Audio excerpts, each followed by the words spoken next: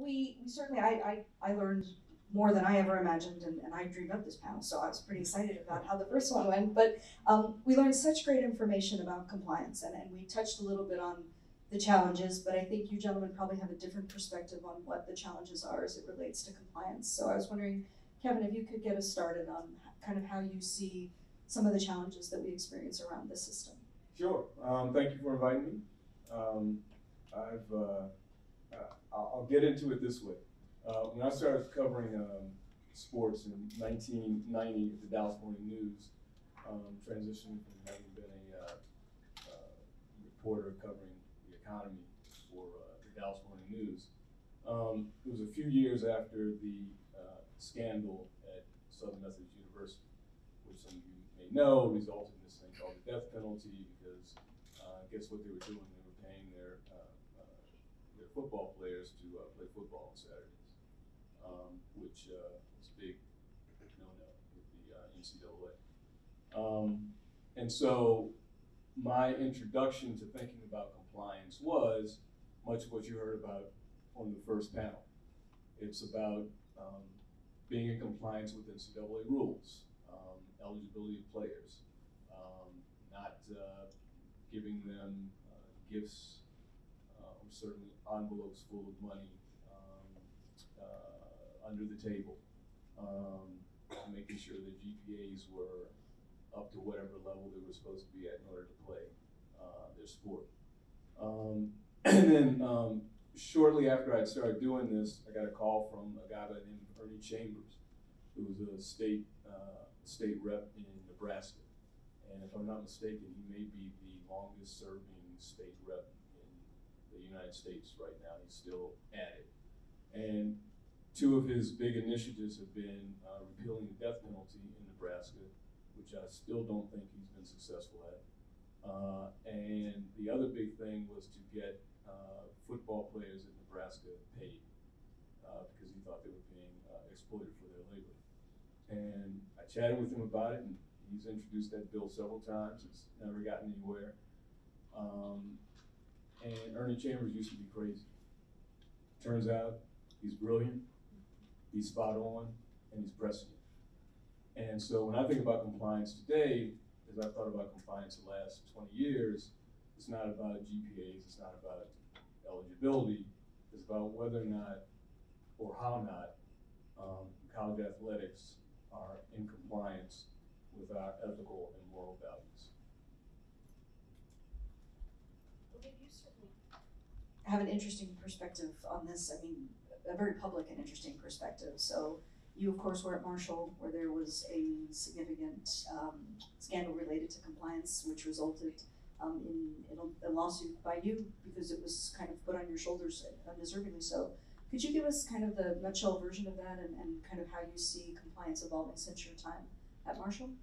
Sure, I'll probably start with the second part first. And in deference to Matt, I thought you did a great presentation, but I think what we have to understand is that the world of intercollegiate athletic compliance is based upon a false premise, a couple false premises. One is the premise of a dead concept, which is amateurism. And most of the rules in those 450 pages are based upon trying to enforce rules of amateurism that, quite frankly, should not be enforced. Another thing that Matt said, though, I really, really appreciated you saying, is we also base a lot of these rules based upon equity, right? And just a quick news flash, I know some of my students are here. Ohio University is never, ever, ever going to be the equal of Ohio State athletically.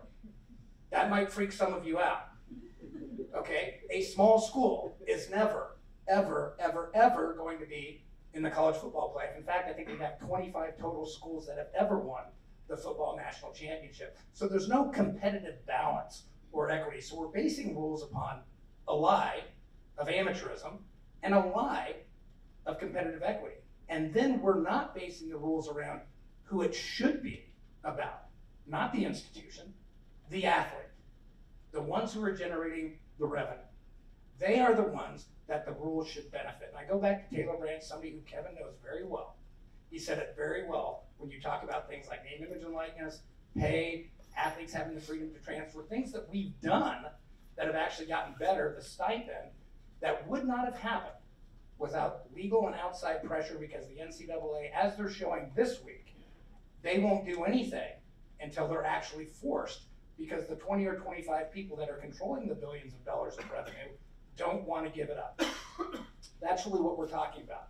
So all the good things that Matt mentioned, and there are some, the overarching part, and yes, there could be another governing body if the NCAA goes away, but it also can be done a lot better and base it on the right things. But what Taylor Branch said with the athletes, you deal first with their rights, everything else is an adjustment, and we can't adjust. We've heard over the years, Title IX was going to damage and hurt, destroy college sports.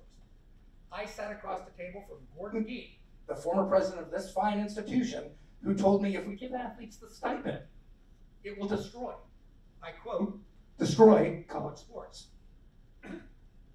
We're hearing the same thing with name, image, and likeness. And in no way is that even remotely true. We can talk about that a little bit. And the other thing, when you're talking about legislating human dignity and having rules, and I understand what Matt is saying and what the previous panel, which I thought was excellent, talking about, you do understand the bureaucracy more, you do understand the reasoning more, but at the end of the day, when you're talking about protecting the institution, you're also not just protecting the institution, you're protecting individuals who you deem to be more important than the athlete and other administrators, and I'm one of those. So that's not just protecting the institution, that's putting the blame on others where the blame shouldn't be, because institutions have made a choice. This is the person we want to protect, even though they might be the person at fault. And I think we've seen that in some of the scandals. I could bring up, unfortunately, your alma mater, Larry Nassar, and of course, even the Strauss issue going on here at Ohio Let's State. bring up Marshall. Now with Marshall. So that's my overall philosophy. I know the mic has gone out. That's my overall philosophy of compliance and the problems with it. And those things can certainly be adjusted. But when we talk about at Marshall University, that's what certainly happened, not just to me, but other athletes and people suffered because the institution made a choice. We want to protect a booster who gives us a lot of money. We want to protect a football coach who wins a lot of games. To me, that's not protecting the institution. That's unethical. When you put the blame on somebody else or scapegoat, and that's exactly what happened to me. Now, most people will not fight back, and it's not very easy to fight back against the NCAA or against an institution that chooses to make you the blame or chooses to make the athlete the blame, right? And I fought back. It was a 9-year struggle and odyssey that really led me to see that I really started to see college athletics through a different lens. That it wasn't about, even though people do care, I care, it's not about education. It is about winning, and it is about revenue generation. And keeping somebody eligible is not education. And so seeing all those things that I saw at Marshall, and then actually being blamed for NCAA violations that predated me, by the way, by almost 10 years, and actually being blamed for that, just so the institution, I put the quotes out there, the institution could be protected, and that the head football coach could be protected, and certain boosters could be protected, is not how the system's supposed to work. Sadly, this is not isolated. You can't just say, well, then Marshall made that decision, the rest of the system is going well. That's not the case, and I think that's why we have almost daily scandal and weekly scandals that we see. So the system can be imminently better if we want to do it. Matt, I do want to give you a chance to kind of jump in here for a second. And you know, one thing that strikes me, well, I have the gift of a perspective, which I get to teach a lot of student athletes, and I'm grateful for that opportunity. I learn a lot from all of my students, and student athletes are some of the hardest working people I've ever met in my life. And we seem to group them into a kind of general pot of people, of student athletes, but we know that football players and basketball players are in a different, they have different opportunities and different obligations than maybe some of our other sports do. Can you talk a little bit about kind of the other perspective of the, you know, we have 36 sports, what about the 32 that aren't revenue sports? Sure, and I have great respect for everyone on this panel, and functionally, a lot of what they're saying I probably personally agree with, although my job up here is to sort of serve as a counterweight in a lot of ways. I think Dave said two things, I think, that bear addressing. One, and I think we have to be careful about sort of delineating between conclusions and arguments, right? I think a lot of what we heard from Dave in a lot of ways were conclusions. It's not about education. That is a conclusion, and I would offer as evidence against that conclusion the sort of what I see every day, which is there is no doubt that we are occasionally admitting students who are a little bit underprepared, a little bit under the median. We are certainly admitting students that are student athletes that are over the median of sort of what is sort of your average at Ohio State.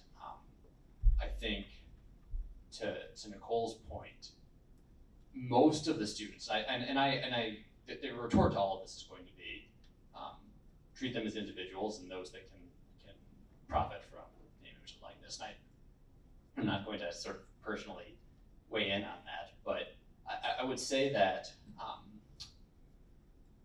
those that are, many of our students that are here, both in direct and in indirect ways, are truly benefiting from the educational institution independent of their role in athletics. And I think sort of broadly asserting that is not true is I think, sort of a dangerous thing, because it leads to all sorts of other conclusions that maybe I think follow from that one premise that occasionally can be true, just as occasionally,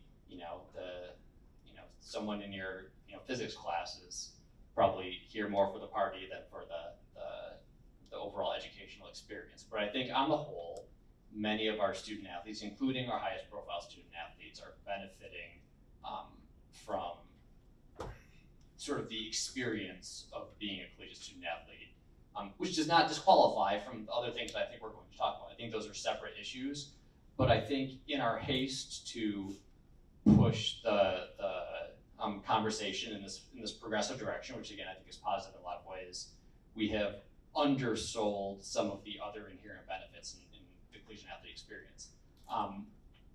There was a second point I had, but then I talked right through it. So we'll still be here, so we'll come back to it. Okay. So Ricky, one of the biggest newsworthy events that we've had out of compliance has been the situation with Adidas.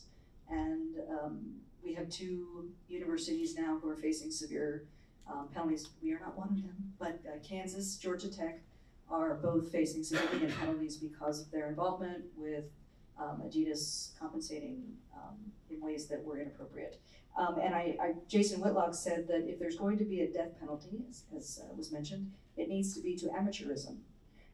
Giving amateurism the death penalty, then you have a chance of creating a system free of a lot of this corruption.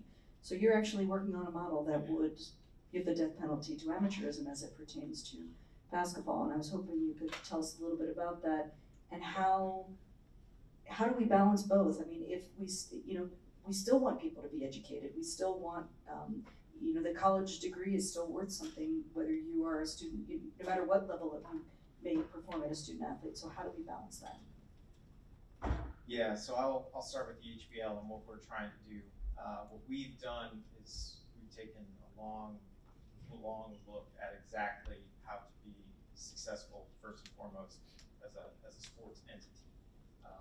We've looked at college sports from every angle possible, and we have come up with a model that will allow for athletes that are playing in our league to both receive salaries of up to $150,000 per season, as well as scholarships that are going to be guaranteed for up to 5 years. It can be completed on a non-continuous basis for the athletes, in addition to having no limitations on their name, image, and likeness. I'll just stick to basketball because otherwise it'll get confusing. But for us, we're going about this like the NBA in a way that our athletes are going to have the opportunity to go and sign an endorsement deal for their shoes. Just because Nike or Adidas or Under Armour may be, our ultimate apparel partner, it doesn't mean that our athletes are going to be limited to that as far as what they can wear on their feet, which, going to this week's news with SB 206, is still a limitation that's in place. You can't have a conflict with what the university already has. So as far as the educational component, it frustrates me that when you start introducing the idea of money in the context of sports, that for some reason athletes are going to start to care less about academics. For example, if you're a CS student at Stanford, you may be earning $100,000 just for the summer to work for Google. We have multiple Google investors. I know this for a fact. No one at Google would ever look at one of those CS students and say, well, you know, because we're paying you, you're not going to care about your classes as much anymore. Maybe we shouldn't pay you as much. No, Google doesn't look at it like that. They look at it from the perspective of, you know, you have to maintain your grades to even be considered for this position with Google. And if you want to come back the next summer and work for them again, you better have done well in the meantime. It's the same thing for athletes. If you introduce salaries for athletes, the salary is contingent upon remaining eligible as a student. So for us, again, I think that, and I'm guessing we're probably going to get into it a little bit later with Professor Blackistone, is there's a racial component to this, there's a cultural component to this, there is a facade that's been put up primarily by the NCAA that you know, these athletes are irresponsible. I mean, I remember, I believe it was Taylor Branch when he gave his presentation that to the athletic directors, that the response was, you know, they're going to spend their money on jewelry, cars, and women. Or you can't let the animals run the zoo, which was a That's very the other one. Interesting statement. Yeah, and I mean, to give a little bit more context to amateurism, just because I feel like historically it's worthwhile to touch on very quickly, which is a lot of people think that amateurism was introduced during the Olympics. Not true. In fact, Olympians going all the way back to ancient Greece, they had essentially unions that would provide them with training year-round. If they would go and win, they would receive bounties that would include land, riches. They would have statues built to them in Olympus. And so, you know, let's first put that idea to bed. Amateurism was not created by the Greeks.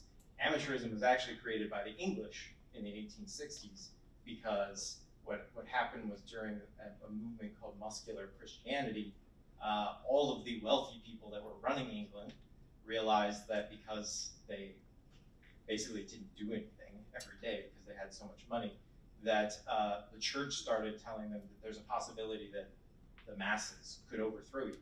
So what we need to start doing is you guys need to start buffing up. How do we do that? Let's play some sports.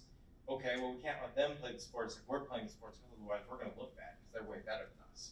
Okay, let's institute amateurism. If you're paid, you're not eligible, because if you're poor, you can't afford to play for free.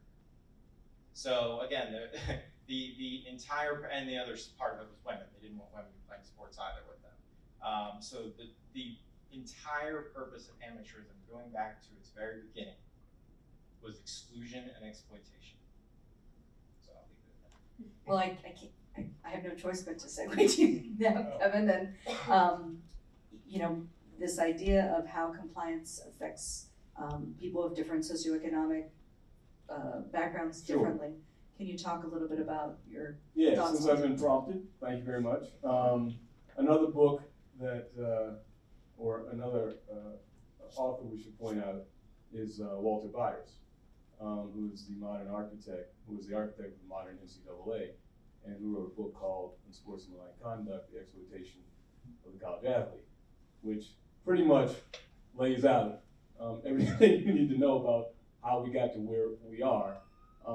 I don't use the phrase student athlete because Walter Byers admits in his book he created it to shield the NCAA and its member institutions from lawsuits which would argue that college athletes, particularly those in revenue-generating sports, are actually laborers. It's not a term of endearment. No, it's not. So I talk about college athletes. And then to get to this point, and we're talking about the value of education and how college athletes are here and get this education in return for their labor. a few years ago, I got to know Sean Harper, who at the time was at the University of Pennsylvania, is now at USC. And he, every few years, does a study on black male athletes on college campuses.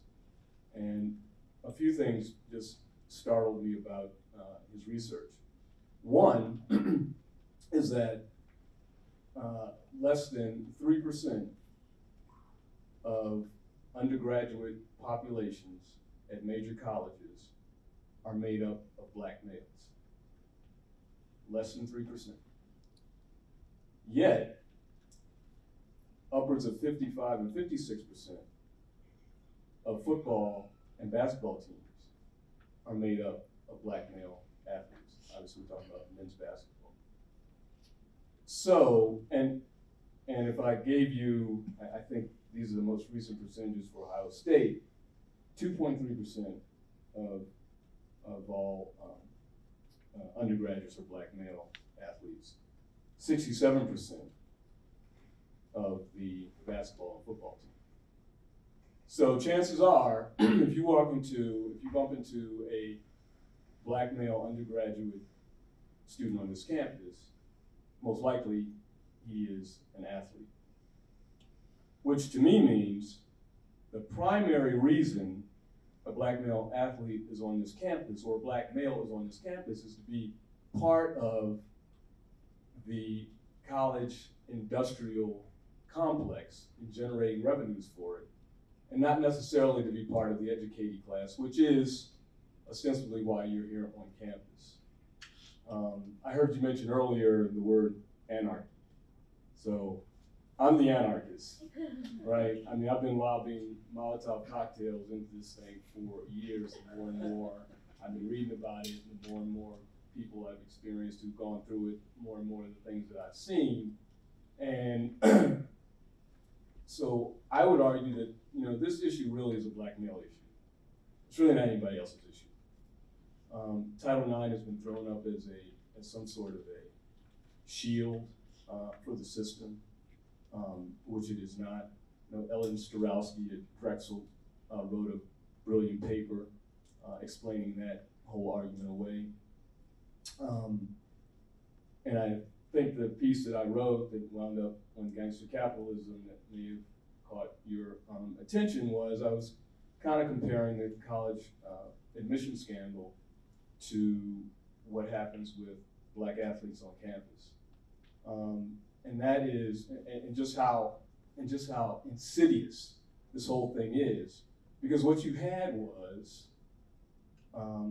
some very well-off white families in almost every instance who used the athletic foundation at some major schools built specifically off of the blood, sweat, and labor of black male athletes in order to get their kids who were otherwise ineligible academically to attend those schools to get into those schools, right? Think about that. Especially given the context of what we think about black male athletes on campus. That we think that they are unworthy.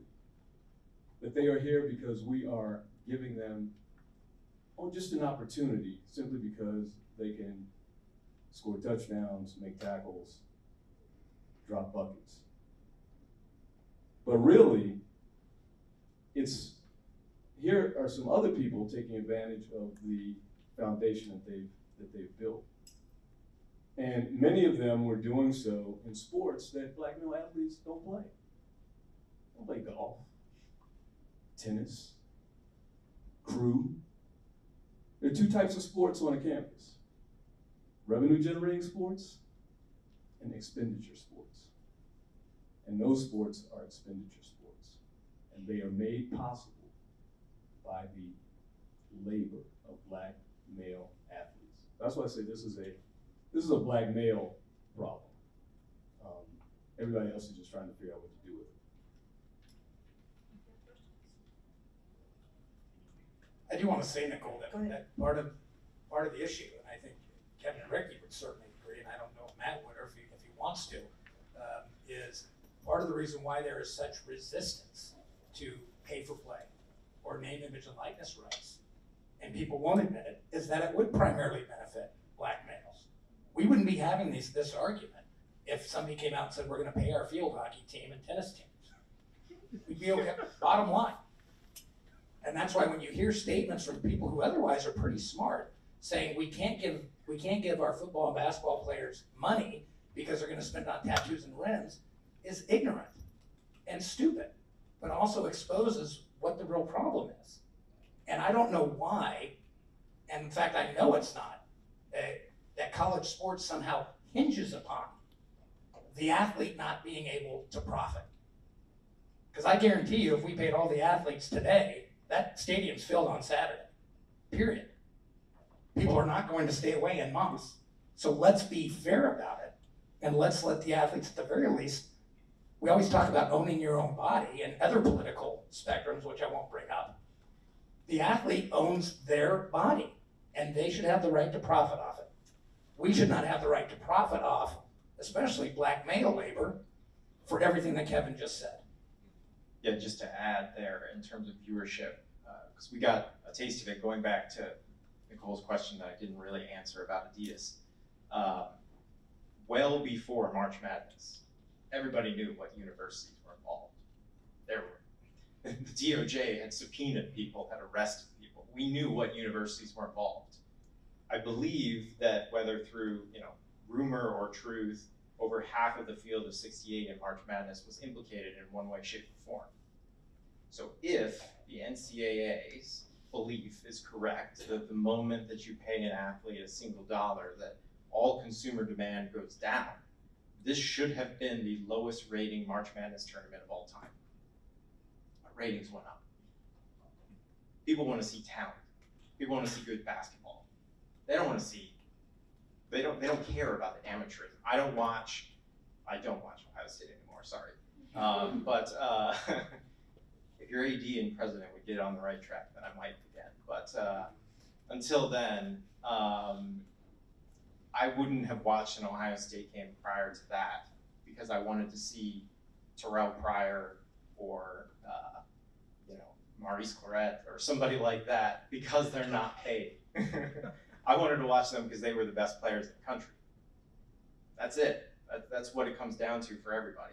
And again, just throwing out how it's actually worked from a consumer demand standpoint. If you look at Duke's viewership numbers, when Coach K decided he wasn't going to recruit one and done players, Duke had the worst ratings they've ever had.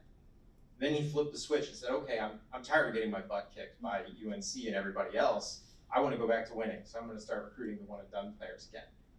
And Duke outrated most NBA teams last year, and it wasn't because we suddenly had a spike in Blue Devil fans. It was because people wanted to watch Zion and RJ. That's it. That's what people care about. So it's very clear it doesn't hinge, upon the fact that the athletes aren't paid. So the rhetoric you've heard, some of it emanating from this campus, is flat out a lie. It's an absolute lie. And two people last week, well, say 2 weeks ago, kind of, as I said on Twitter, at a moment of in vino veritas, those of you smart Latin students out there, Ray Tanner, the athletic director at South Carolina, and Jeremiah Donati, who's the athletic director at Texas Christian. Thankfully, Gene didn't say this, but they both said flat out, if we let athletes get money off their name, image, and likeness, their own body, by the way, which we let all students do, and if we're going to continue to push the student narrative that, and I don't say the term either, but I'll say it just right now, Matt, if we're going to say they're students before athletes, they should have all the rights and privileges of all students. Otherwise, they're employees. But yet we don't want to pay them as employees or restrict them as employees. I mean, we do restrict them as employees. So we want to have it both ways. And I was always told you can never have it both ways, right? But so understand that these athletic directors said clearly, if we pay for name, image, and likeness, Jeremiah Donati said, I'm afraid I won't have people buying tickets or suites. And Ray Tanner said the same thing. So this is all just fear and protecting their own money. This is not about amateurism or the athlete. And I just want to add one thing to that.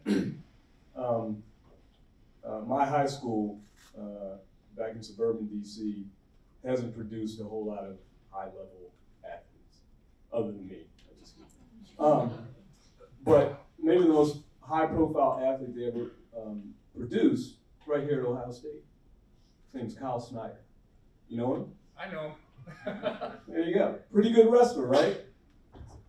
Well, to David's point, a few years ago, or just 2 years ago, after the run through the World Championships and the Olympics, Kyle Snyder earned quite a living. You all know this? $250,000. More than $250,000, more than $300,000. Katie Ledecky was $750,000. Yeah, and he was able to come back to Ohio State and participate as a wrestler in the NCAA. I think he won another championship. He did. It's great. I'm glad. Good counsel, Falcon. Go. But why is it the NCAA is fine with Kyle Snyder, Katie Ledecky, being able to earn hundreds of thousands of dollars in the sport that they participate in the NCAA, but JT Barrett couldn't make a penny doing the same thing? One reason might be because the money doesn't come out of the NCAA's pocket. It's somebody else's pocket. So that's fine.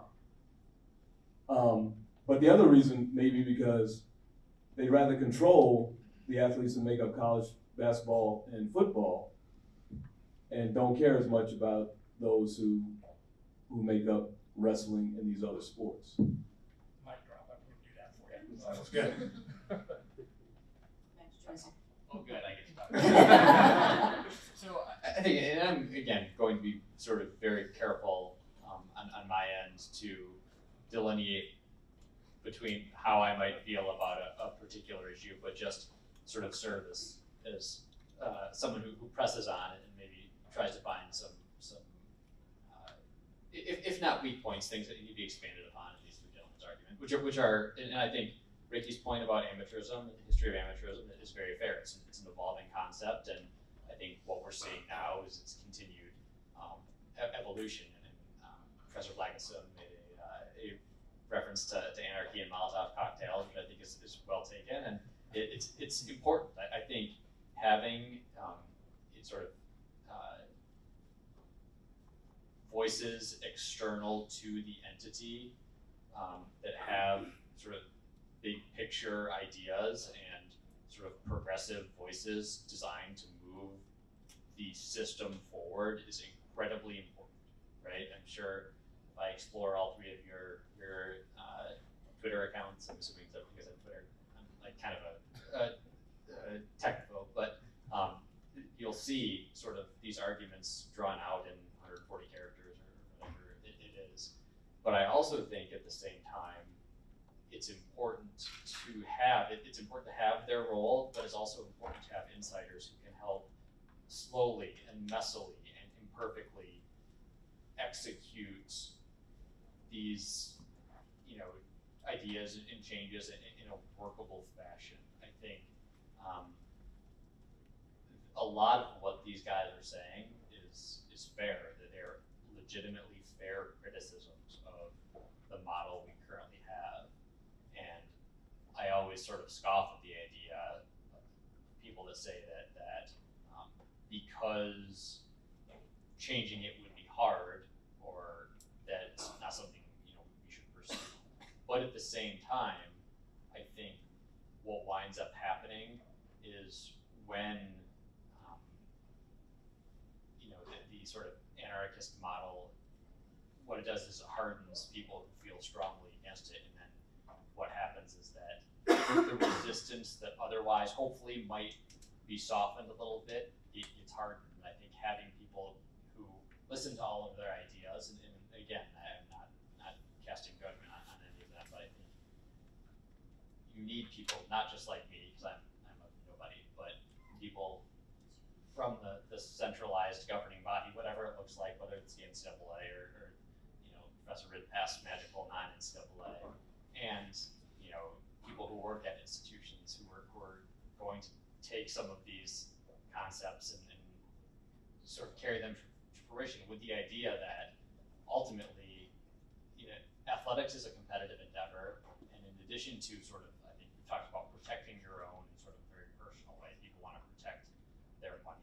I think what winds up happening is a lot of change doesn't get made because people are worried about that other school, the competitor. They're going to therefore have an advantage over me, and that's a challenge that I think the name, image, likeness working group with the NCAA is working through right now, and I think there's not a perfect answer to it, but with respect to all of these guys and the voices that they bring, which I think are positive in a lot of ways, they're executing what next looks like, I think, is maybe a little more complicated than can be addressed in 140 characters. 140 characters, I don't know. It's too easy. But I Matt, don't know. But I got one second there. I just, so there's something, I mean, I need to lighten the mood just a tiny bit for the second. So here's a violation that occurred. 3 student athletes received food in excess of NCAA regulation at a graduation banquet. The 3 had graduated, but they returned for the season of competition. They were provided pasta in excess of the permissible amount allowed. The resolution, the 3 were required to donate $3.83, which was the cost of the pasta serving, to a charity of their choice. Assistant coach Bruce Kittle pocket dialed a recruit a day after receiving a permissible text message from the recruit. The football staff was prohibited from initiating phone calls or correspondence with the recruit involved for 4 weeks, and the recruit was declared ineligible for competition at the high school, barring NCAA reinstatement. Wait, there's more. Our good friend and yours, Urban Meyer, and assistant head coach Tony Alford received 80 text messages from prospects and student athletes, wishing them both a happy Father's Day. While responding to the text messages, both coaches accidentally responded to the text message of a 2019 prospect who is pre-contactable. Neither text message sent by the coaches were recruiting in nature, and then they both got in trouble for doing that. So, and then my favorite, which is horrifying, because I'm a Jewish mother and everyone should eat, that there was a former University of Connecticut basketball star who led the Huskies to the NCAA tournament, and during that run, he told reporters something that made many fans uneasy. There are hungry nights that I go to bed and I'm starving. This is where I think the regular people, I think in athletics, sometimes we're called the non-athletic real people, NARPs, go, oh my God, like how can this happen? How can we regulate? And my famous example is that college athletes get bagels but couldn't have cream cheese for a long time. They could have butter, but they couldn't have cream cheese. So I think this is sort of like that tip of the iceberg that people go, I can't believe this happens. And then we get further down and we see the depths of, how really intricate and involved and by these gentlemen's definition, exploitative it is. How do we respond to this? I can answer for $3 per pasta. So no, I think that shows two things. I think that sort of litany of violations demonstrates 2 principles. One of which I think the pasta one, the food one, right? So that's no longer, as Professor Ridpath pointed out, that's no longer a violation, nor should it have been from the beginning. But it does show, on a very micro level, that positive change can be made sort of within the system. The second part, the text message violations and impermissible phone calls and that sort of thing, which again, micro rules violations that in the grand scheme of things don't matter, wits as much as some of the stuff that Professor Blackistone is speaking about. But in any regulatory environment, when you are designing rules to prohibit a certain outcome or a certain behavior, there's a certain inevitability to catching more than you otherwise intended to catch. And that's a problem, there's no doubt about that, and it speaks more to the rulemaking process and sort of the regulatory nuance with which that happens. But I tend to think that compared to some of the macro issues that the folks on stage are talking about, which are very much worth discussing, some of that stuff gets a lot of, it's a funny line in the newspaper, on the but it's just the reality of any regulatory environment. But doesn't it, to a degree, it's sort of like other experiences that we're having, where there may be a huge challenge governmentally, and we may see some bright shiny object that distracts us. And I feel like we're in the same space with this, that these are the bright shiny objects that distract us, and we're missing the key.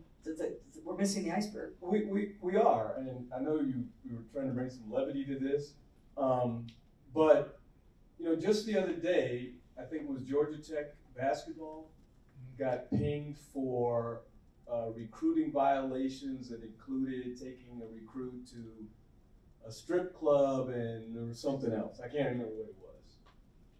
Yet, and I know Roy Williams, consider him a friend of mine in the coaching business.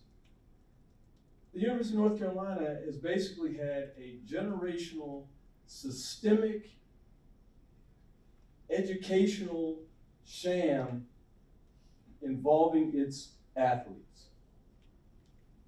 And they are continuing to participate in NCAA sports with no penalty. Now, if you tell me, the NCAA, that you're really in the business of educating people who play sports, it seems to me you would be far more concerned about that than you would be about some rogue recruiting trip one night with Georgia Tech. It's a situational morality aspect, right? And again, yes, there are times that the NCAA will quote unquote punish the big boys, but believe me, if they can get out of it, they will. And their excuse for North Carolina was absolutely pathetic, because other schools have been punished for less for very similar things, including Marshall, which, by the way, I'm going to be selling my book afterwards. I know Nicole's going to mention it and talk about the story. But what I will tell you is I'm going to respectfully disagree with Matt, even on the food issue. That was not an internal, hey, let's do this. It was outside pressure. The NCAA only, and I mean only, will enact rules that benefit, that get rid of stupid things like the bagel and cream cheese from outside pressure. The legislative regulatory process that I've been around for 25 plus years would have never done it. And the name, image, and likeness, nobody came out, other than Oliver Luck, who sadly left, came out and said, hey, we ought to really look at this. He got crushed, right? They're only going to look at it now because of outside legal and legislative pressure. Why? Because the 20 or 25, candidly, white people in charge want to control the billions of dollars. And I do want to add, Kevin, those were all African-American male athletes at North Carolina in the academic scandal too. Right, and that's another problem. Yes, I'll talk about that. Yeah. Yes. So I think again, with ultimate respect to Professor Blackistone, Professor Ridpath, two important points. I don't actually disagree with Professor Ridpath on external pressure, but I think my only point was external pressure led to an outcome, again, micro, that in the grand scheme of things doesn't matter a lick. But these are smart people who know what's going on. Dan O'Bannon case is going on how old now? I mean, this name, image, and likeness could have been taken care of 8 years ago. That's what bothers me, because it's a fear of loss of control of the money. And that's what it is. I'm going to address sort of the Carolina thing, because I think that's a very interesting topic that actually Justin, who's in the back there, works with our football team. Actually, I think he might disagree with me on this a little bit. But I actually think at the NCAA level, that case was, looking, make sure our faculty athletic rep is not in the room, but good. I wish he was here. I think it was decided exactly correctly. And for this reason. So let's say any of you are out there, instead of listening to the Sports Society Initiative, you are signed up for Professor Ridpath's class or Professor Blackstone's class, and you walk in expecting, their veritable, expertise, and instead one day you walk in and guess what? I'm guest lecturer. Nobody wants that, right? My level of expertise, comparatively speaking, is minimal. But are we then going to say that class is somehow worth less than class X? The key point in North Carolina was that North Carolina stood by its classes. It did not. So comparatively, the University of Missouri just had a case involving a tutor, and they went to the NCAA and said, we are, the grades in those classes are going to be thrown out. We're going to fail the students who took the classes who were aided by the tutor in this way. But North Carolina stuck by its classes.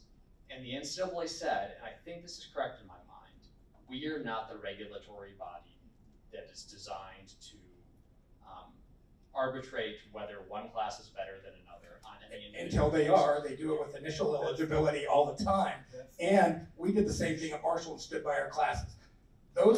It wasn't just a guest lecture. Some of those classes were absolutely fake. They absolutely were. Okay. No, It wouldn't have happened but for the benefit to athletic eligibility. That decision was wrong. Dave, And don't it is make us cut criminal your to the microphone benefit. off. Let's get that finished. No, the decision was wrong. I just have to put it And I hear and respect what you're saying, and I hear and respect what Matt's saying. And I think that's one of the reasons we're here, right? Because this is a hugely controversial topic that is open to many levels of interpretation. And obviously the system doesn't exist in a vacuum, and it doesn't exist in a way that hasn't been supported and approved over time. And that doesn't mean that it shouldn't be revisited and examined and taken apart, and everyone should be allowed to have cream cheese on their bagels. And I use that again to try to lighten us and realize that we're dealing with really small inconsequential things apparently and really big things. But the respect of each other's opinion I think is important. And Ricky, you're so quiet. And I usually am the one that has to put forth the arguments, and I can kind of just sit back and relax while these two do it and look like the sane person. it is interesting. I never look sane, so don't worry. But no, so I mean, going back to the educational piece, because I want to tie this back to the HBL and what we've decided to do, which is that our season is going to be played during the summer. We felt like it was important that if we are going to hold ourselves out as an entity that is providing educational opportunities to a group of athletes, we have to deliver not only on the court and provide them with every opportunity necessary to reach the NBA or whatever their ultimate aspirations might be from a basketball perspective, but that we are also delivering them with a meaningful education. I think something that's gotten overlooked, and this is, I know that Matt's kind of the punching bag over there, and I don't direct this at compliance, I direct this more towards head coaches because I know that this is a common practice, which is that you are generally, as an athlete, dumped into majors and to courses that minimize your overlap with practice, travel, and games. Once that happens, you now, going back to if we're treating them, and I'm with Professor Blackistone, I don't use this word either, but I will use it in this context. Going back to the student-athlete ideal. If they are a student, they should have every academic opportunity that any other student has on campus. And the moment that you start to introduce 40 to 60 hours of practices, training, travel, etc., and that's before you even get into the voluntary stuff of lifting and staying in shape and doing all the film work and the extra things you have to do, there's no way for you to actually get the academic outcomes that you want to get if you are a premier athlete. So for us, we wanted to have our games during the summer so that they can focus on being an athlete during the summer, and then during the spring and fall semesters, having the opportunity to be a student. We will still have professional development and practices and things like that, but it will be built in the inverse. It will be built around their academic pursuits as opposed to our athletic schedule being dictated to them and then them having to fill in the blanks from there. So I think with the NCAA and with a lot of these athletic directors, they like to make these things sound more complicated than they are. They like to make legislation sound more complicated than it is. Legislation is nothing unique to the NCAA. Going back to Matt's point, there's regulatory bodies in every professional industry that there is. And you just have to, in my opinion, just take a step back and again realize that when the NCAA was originally formed in 1906, its mission statement was to protect student athletes. That was it, nothing else. And I would argue that all those situations that you ran through, or the fact that, again, they're limited in name, image, and likeness, they're limited in the insurance coverages that they can get, they're limited in the ability to have necessary representative elements in terms of agents, attorneys, and things like that. I just don't see how that's protecting a student athlete. That's, again, tying it back to Adidas, that is when you have the all the stuff going on under the table, you create that underground economy that allows for that, and that's where student athletes are actually hurt. Now I need to open up for questions, 'cause who has questions for our incredible panel up here?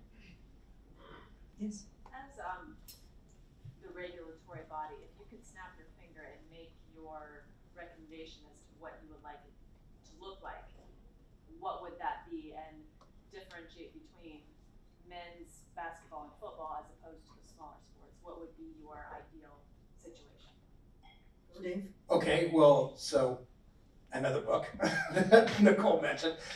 Yeah, the way we do sport development in America, and Kristen, it's Kristen, right? I'm sorry, you probably won't like this, but even the way we do high school sports in America, we are the only country in the world that has elite sport development primarily grounded in our education system. Having that elite sport development grounded in our education system has caused numerous problems. We don't have the external systems that are affordable and accessible like athletes in Europe, and I've done a lot of research on this. Todd did an article on it when he worked for the Dispatch, that we need to look at how we do sport in America completely. So in my book, Alternative Models of Sports Development, I talk about 4 different models, but where we start the argument is what we're doing now doesn't work. Because when you talk to people in Europe and other countries, they look at us like we're nuts. I had professional hockey players in my class in Europe. I had professional soccer players in my class here. They were fine students. There was no issue with this. They think that's pretty crazy, and that that school sport in Europe should be about sound mind and body sports sampling, not about winning and losing. Those championships and elite development should be external to that system. And again, we've got the pay to play in high school and all these other things. So number one, we need to get elite sport development out of the school systems and into an external sports club system. I can tell you, Jerry hated that when he heard me say that, Kristen, a few years ago. But we have to look at generational change to sports. Because look, I was talking with Chris earlier, up in Hilliard, the old Bo Jackson Sports Training Complex. Why is that built? Because you have this youth sports industrial complex of where parents are driving for a scholarship, spending thousands upon thousands of dollars for a scholarship that likely isn't going to show up. And another newsflash, by the way, if you're good enough, they'll find you. You don't have to play travel ball. You don't have to do anything. Christian Pulisic never played travel soccer, right?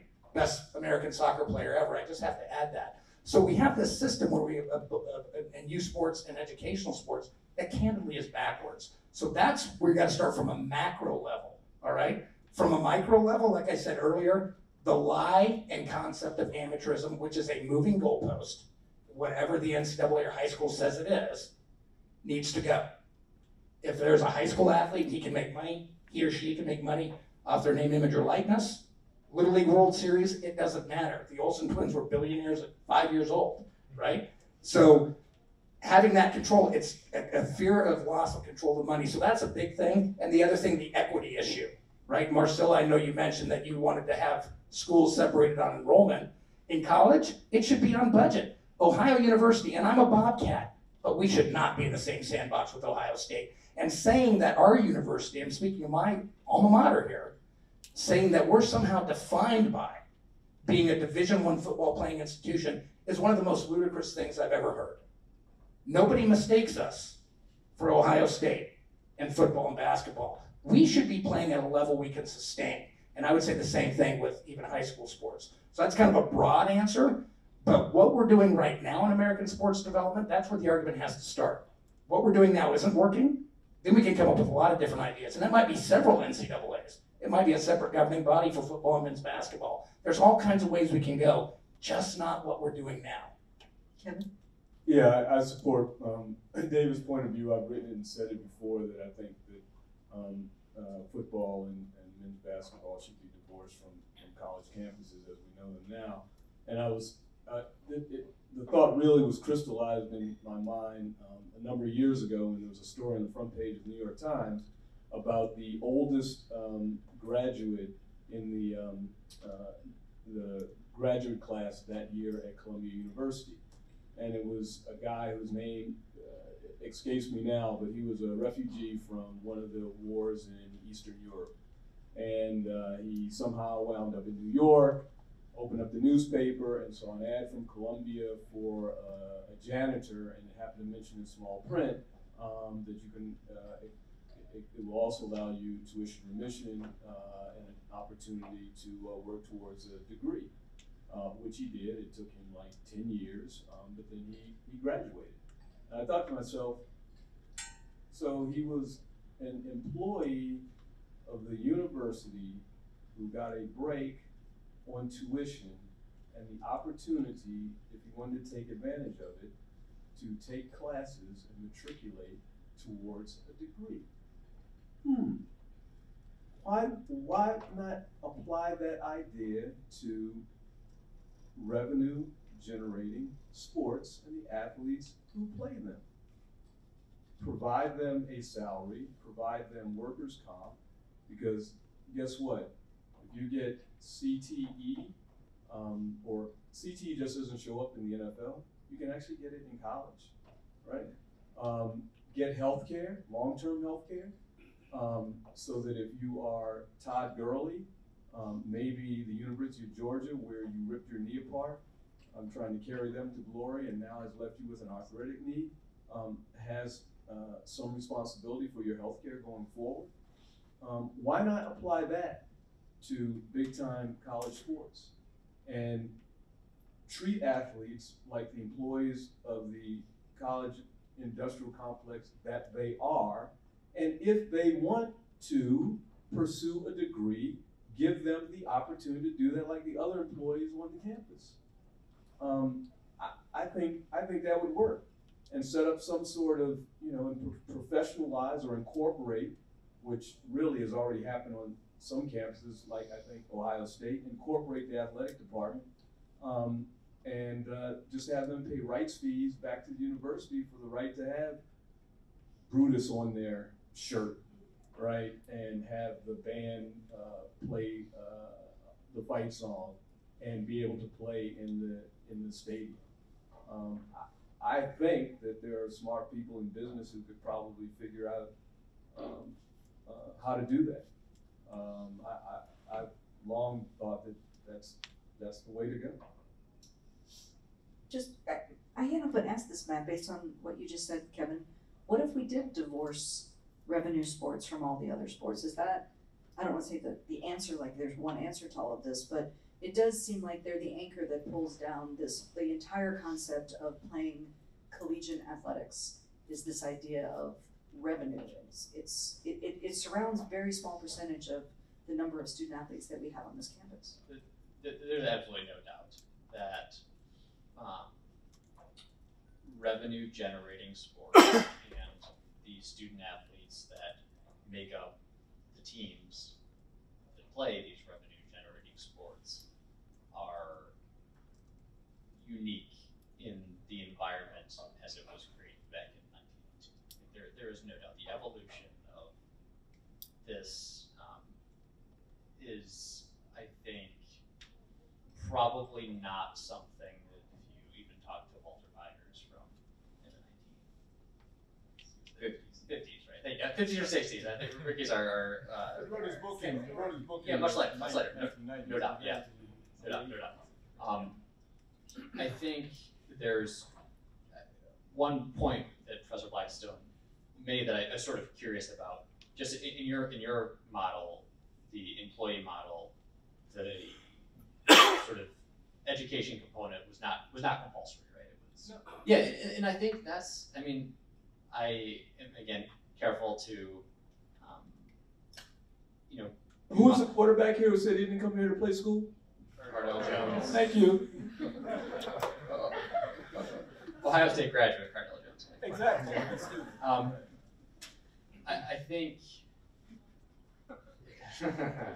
I'm trying to be careful here because I know we're on camera. But just to take the countervailing measure, just for the purposes of doing so,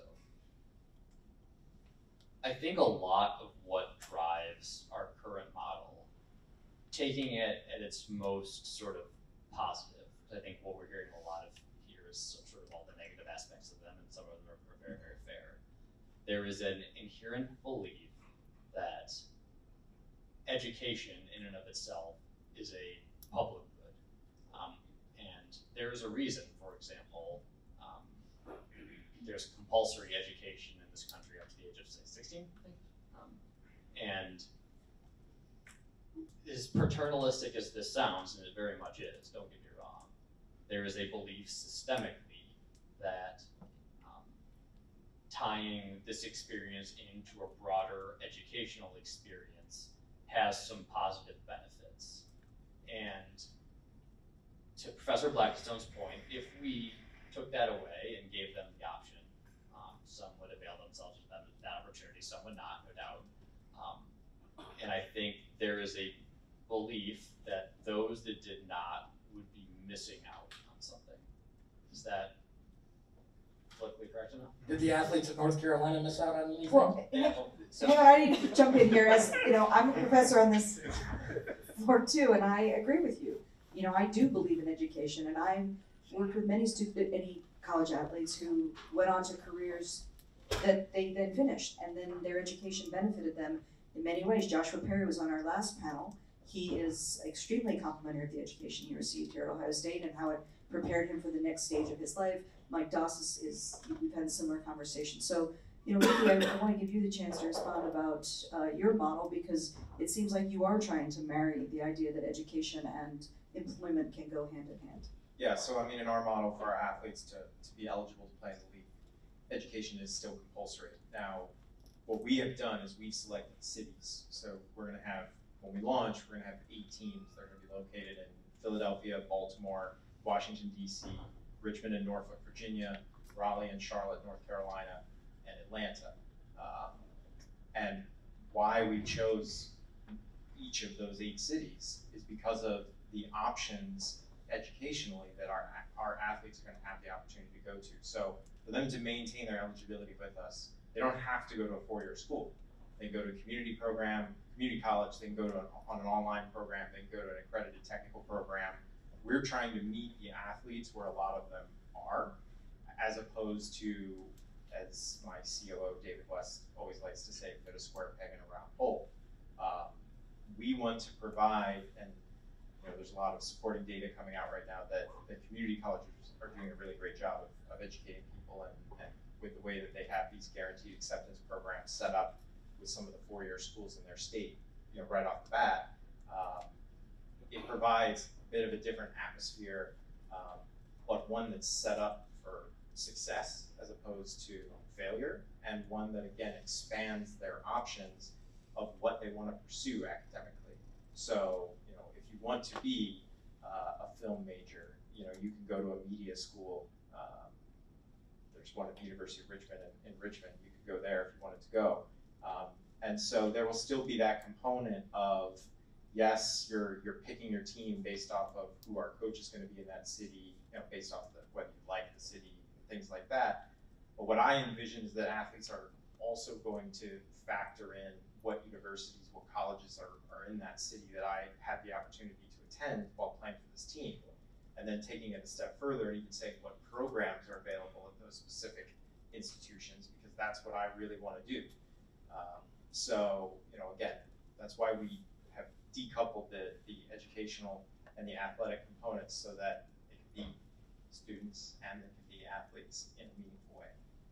Other questions? Yes. How do you see this California initiative playing out? The paying of athletes for their images and whatever. Yeah, I'll start with that because my co-founder actually wrote that bill. So, one, if you will take Gene Smith at his word, Ohio State's never going to play in the Rose Bowl again, to start with, which I don't think is going to happen, but we'll see. So starting there. Number two, you know, really, again, there's the fine print. You cannot sign a deal that conflicts with the university deal, which for most athletes is going to eliminate the most valuable category that they can sign, an endorsement deal, being apparel or shoes. So, you know, there's those issues. Governor Newsom's also already said that he's going to follow carefully what Gene Smith and Val Ackerman, what this working group comes up with. There is the possibility that the bill may be repealed if they think that the NCAA is taking sufficient steps to be more equitable to the athletes. But I think the most critical part is that it doesn't go into effect until 2023. You know, if you read headlines this week, you would think that something changed on Monday. It didn't. Nothing changed for the next 3.5 years, last time I checked the calendar. So there's plenty of time, and if I know Bomani Jones in particular on ESPN, I think has done a really good job of pointing this out. If there is an organization that is as good as regrouping and reacting as the NCAA, it would be hard to find one. You've given them a lot of runway here to combat this. You know, we've already had, I think, 6 or 7 other states that have introduced legislation. And actually, people would think that's bad news for the NCAA. That's actually good news for the NCAA, because if every state starts to introduce a different version of the legislation, it gives them better legal footing to challenge all of them. So again, we've only started to scratch the surface of what we're going to see as far as this legislation playing out. And I think, you know, it's inevitable. I think the devil's in the details. What SB 206 says is probably not going to be what the final model is. As Ricky and Kevin know, I'm president of the Drake Group. We were named after Drake University, longer story with that. But we have put together a very detailed plan on how to implement this. And part of our plan is California says the athlete cannot have a conflicting sponsorship. We're saying, and I'm not even saying this is right, I'm just saying we have a workable template to start from. But we're saying that the athlete can't have a conflicting sponsorship just during the season. So if you're playing for a Pepsi school, after your season's over, if you want to go advertise for Coke, you can do that. I mean, I think there's ways around it. What Ricky said is true. We have a lot of room here to make things happen. And believe me, I bash them all the time, and I consider some of them very, very good friends, including Gene. But I will tell you this, they're very smart, but they don't react until pushed. Now they're being pushed, and they're being pushed very hard, and they're going to have to come up with a solution. I'm not anticipating the working group to be a very functional solution, maybe very similar to the Rice Commission, but eventually changes are going to be made, and it'll be made at a national level. I was in DC a couple weeks ago. I met with Senator Chris Murphy, met with several congressmen, including Representative Mark Walker from North Carolina. He has put forth a national bill.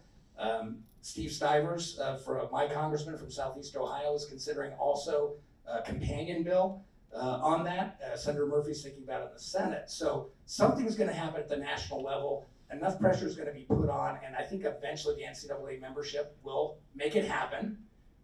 We'll come up with a workable solution that may not be perfect.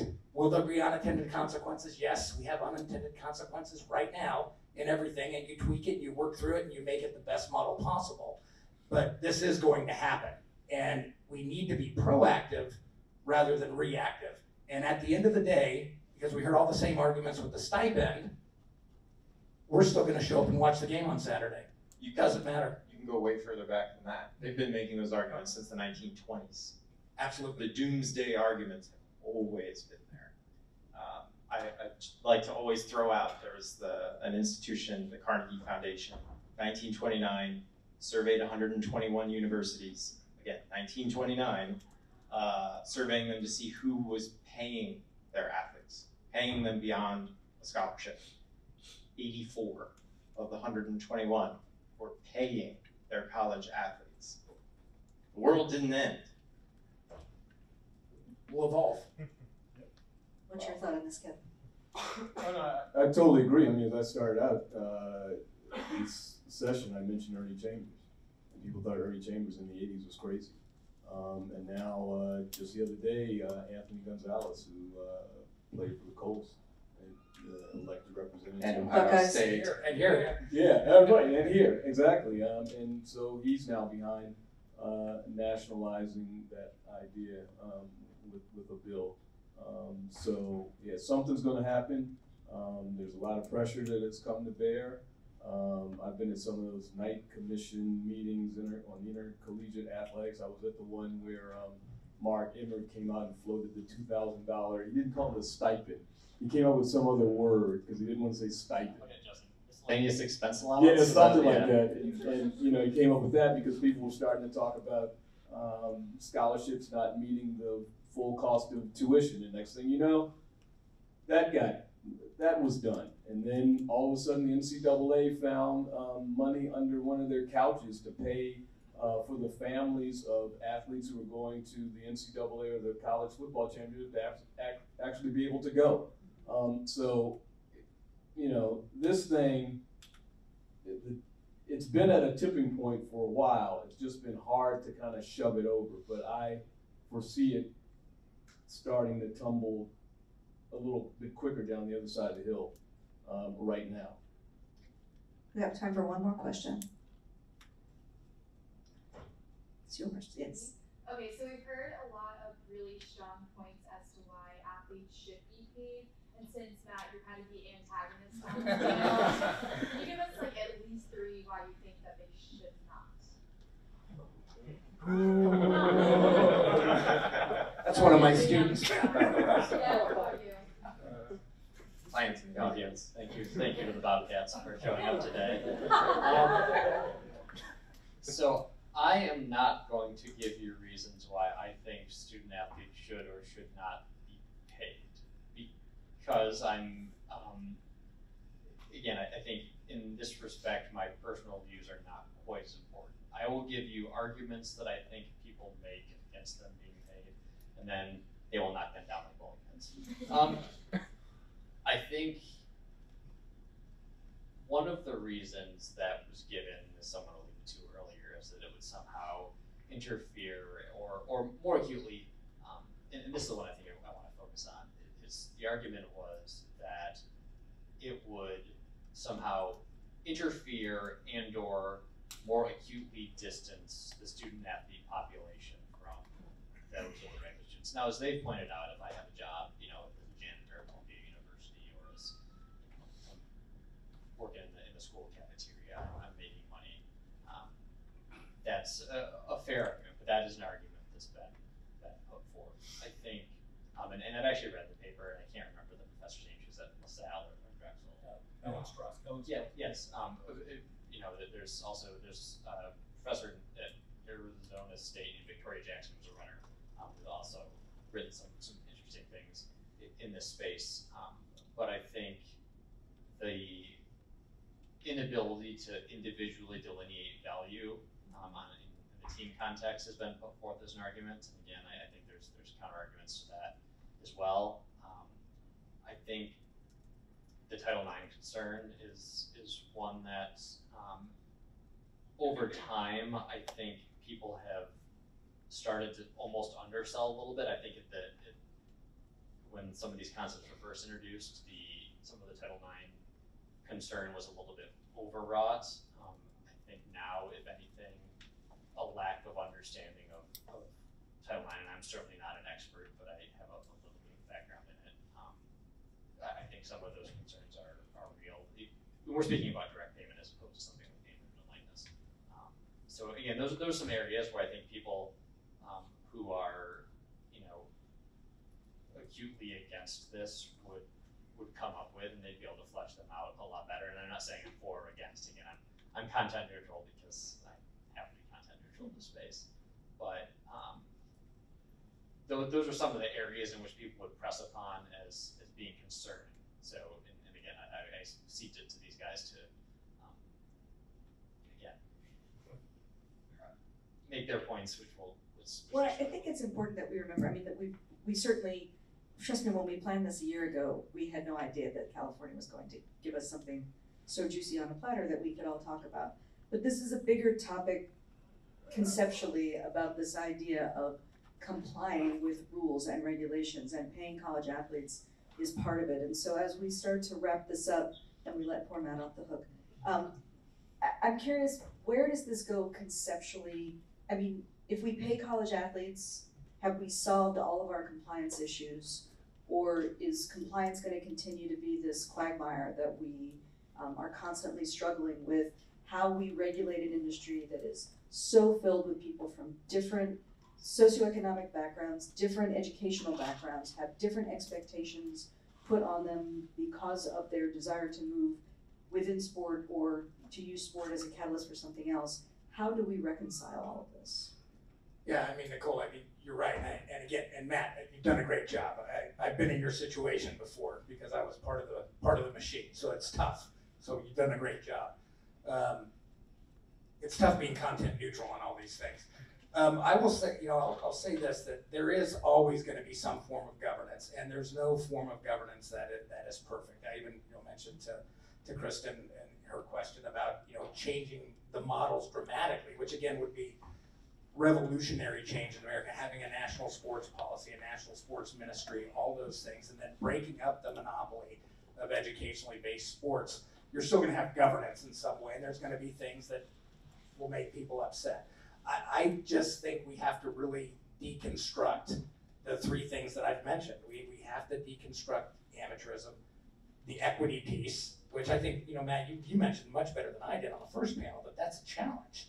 That schools are not going to be equitable. There's going to be some that are better than others, have more money than others, and we've got to reconcile that and maybe break up this monopoly of the NCAA. And if we keep educationally based sport, which I think we will in some form and fashion, that if education is the priority, there is a way to do that, right? To make education the priority. We could cut non-traditional seasons, right? We could actually have regional-based conferences, only weekend competitions. Actually, these are things when Kevin and I were growing up, these two young guys don't remember, but most everybody was in a regional conference. Todd will remember, for sure, right?